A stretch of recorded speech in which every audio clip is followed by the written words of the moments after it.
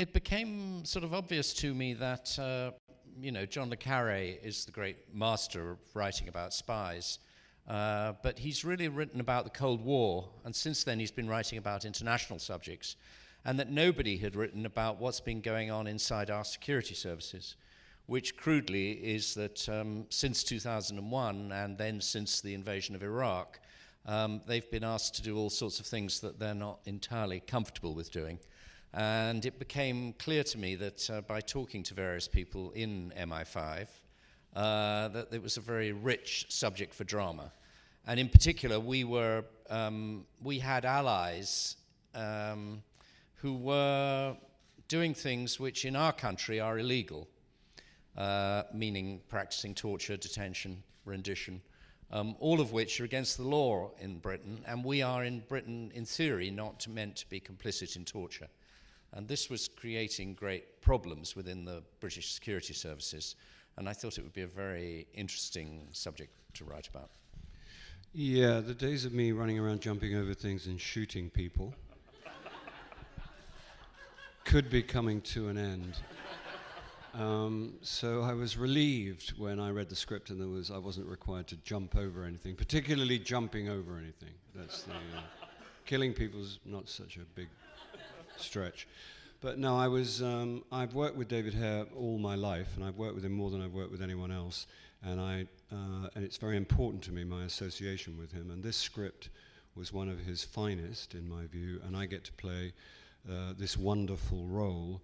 And as you say, and it is a very important, it's an important film in terms of the world and in terms of Britain, obviously specifically, but because of this relationship now between governments and the intelligence service, where the intelligence service are supposed to provide not so much the truth, just stuff that accommodates whatever policies the government currently have going.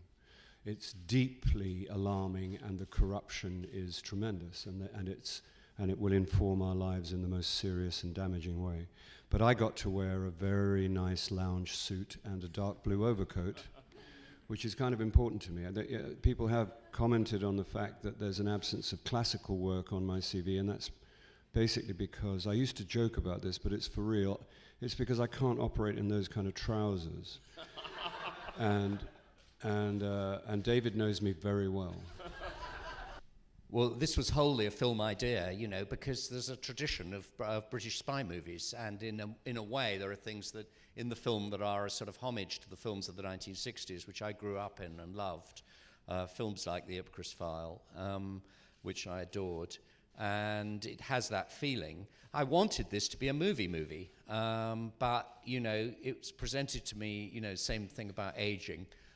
Essentially, when I gave it to the producer, they said, look, you can either have it made as a movie, and the average gestation period of a movie from the moment you conceive the idea to the moment it hits the screen is now 7 years.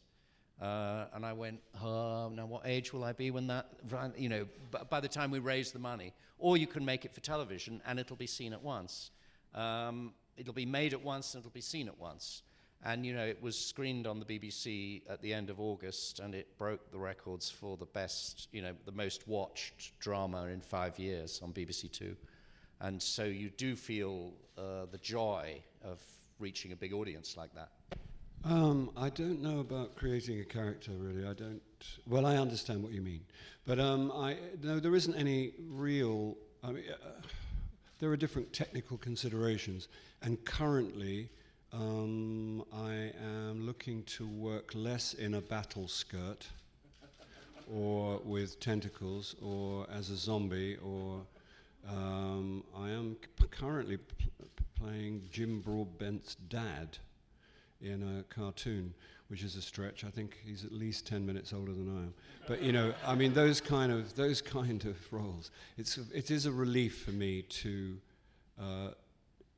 kind of more specifically express myself without sounding too la-di-da, and to have something. This is precious to me, this project and this particular film, and it was extremely, satisfying in the extreme for me, not only to be involved in something which concerns itself with one of the great scandals of our time, and with a film which contains crucial information, but that is told in the most elegant, beautiful way and contained within something which is properly romantic and concerns itself with the truth.